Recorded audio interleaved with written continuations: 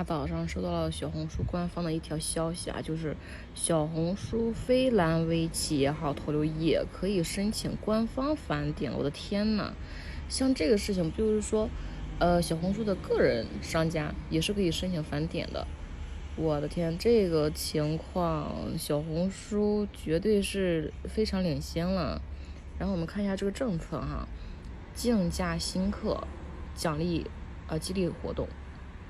从5月1号开始2个月嘛，这个是官方对外公布的。因为像是拿返点的话，一般来说是跟代理商合作拿的会比较多一些，但是现在官方直接嵌入了，我的天，这个真的是对于这个电商，对于获客的所有在小红书上面的变现的商家而言，这个门槛真的是一降再降，真的是一降再降，甚至说直接给到了个体户了，绝绝子。